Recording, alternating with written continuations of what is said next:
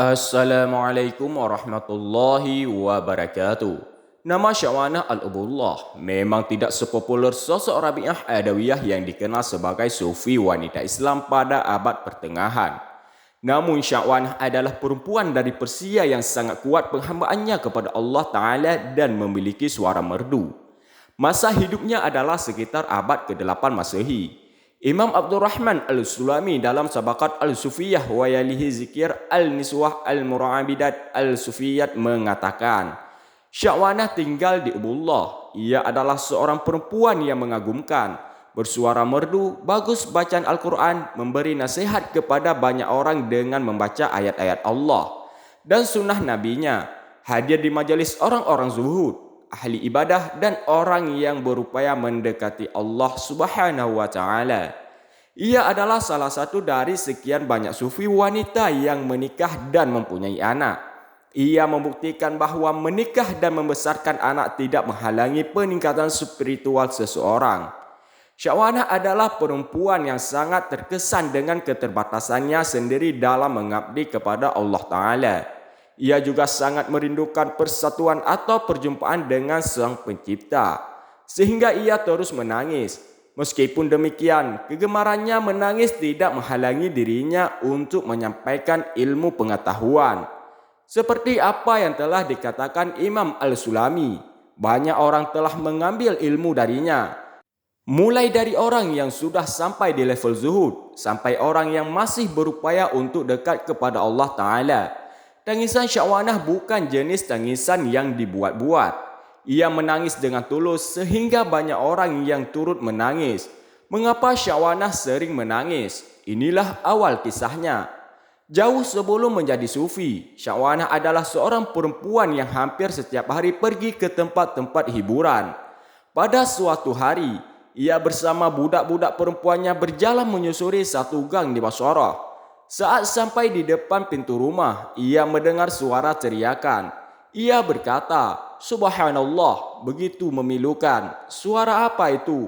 Ia pun segera menyuruh budak perempuannya untuk mencari tahu apa yang sedang terjadi.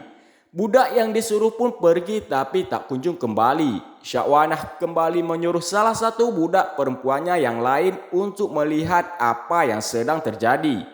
Si budak itu pun pergi. Namun ia tak kembali. Itu kesekian kali Syawanah kembali memerintahkan salah seorang budak perempuan untuk mencari tahu apa yang sedang terjadi sambil berpesan agar budaknya itu cepat kembali. Budak perempuan tersebut pun pergi dan segera kembali. Budak perempuan tersebut berkata, Tuan Putri, teriakan tadi bukan teriakan orang-orang yang sedang berduka karena ada yang sedang meninggal dunia. Tetapi itu tangisan orang-orang yang sedang menyesali dosa-dosanya. Tangisan orang yang sedih karena penuhnya catatan hidup mereka dengan goresan-goresan tinta hitam maksiat. Setelah mendengar laporan budak perempuannya, Syawanah pun segera pergi ke balkon rumah tersebut. Ia melihat seorang pendakwah yang dikelilingi oleh sekelompok orang. Pendakwah itu sedang memberikan nasihat dan wejangan kepada mereka, mengingatkan mereka akan siksa Allah Ta'ala sehingga mereka bercucuran air mata. Tatkala Syawanah ikut bergabung dengan mereka, sang pendakwah sedang membaca ayat Al-Quran. Apabila neraka itu melihat mereka dari tempat yang jauh, mereka mendengar kegemarannya dan suara nyalanya. Dan apabila mereka dilemparkan ke tempat yang sempit di neraka itu dengan belenggu, mereka mengharapkan kebinasaan. Quran Surah Al-Furqan ayat 12-13. Setelah mendengar lantunan ayat tersebut, Syawanah merasakan sakit dan kepedihan yang menyayat kalbunya. Ia kemudian berkata, Wahai Syekh, aku adalah salah satu orang hina penghuni tempat sempit itu di neraka. Jika aku bertobat, apakah Tuhan akan mengampuniku? Sang pendakwah menjawab, tentu, jika engkau bertobat kepada Allah dengan tobat yang sebenar-benarnya, walaupun dosamu sebanyak dosa Syawanah. Syawanah berkata, Wahai Syekh, Syawanah yang anda sebut tadi adalah saya, yang setelah ini tidak akan lagi berbuat dosa. Sang pendakwah berkata, Allah Subhanahu wa taala adalah zat yang maha penyayang dari segala penyayang. Tentu engkau akan diampuni jika mau bertobat kepadanya dengan tobat yang sebenar-benarnya. Syakwanah pun menangis dan kemudian merdekakan seluruh budak perempuannya serta menyibukkan dirinya dalam beribadah. Ia bertekad untuk menembus dosa-dosanya sampai tubuhnya kurus dan tak berdaya lagi. Suatu hari, ia memperlihatkan tubuhnya sendiri dan menyadari bahwa tubuhnya itu telah kurus dan lemah. Ia berkata, di dunia ini saja tubuhku telah meleleh kurus sedemikian rupa. Lalu bagaimana keadaanku kelak di akhirat?"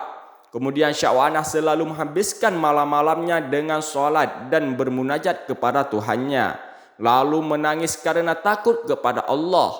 Ia sering menangis sehingga membuat orang-orang merasa khawatir jika Syakwanah mengalami kebutaan sebab terlalu sering menangis. Banyak orang melecehkan sikapnya, namun dengan tenang ia menjawab, "Aku lebih senang jika harus buta di dunia karena terlalu sering menangis karena Allah Subhanahu wa taala, daripada aku harus buta di akhirat nanti karena percikan api neraka. Barang siapa di antara kalian mampu menangis, maka menangislah.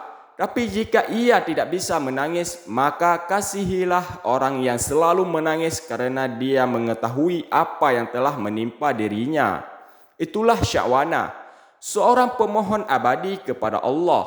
Hal ini dibuktikan dengan doa-doa yang dipanjatkan ketika beribadah.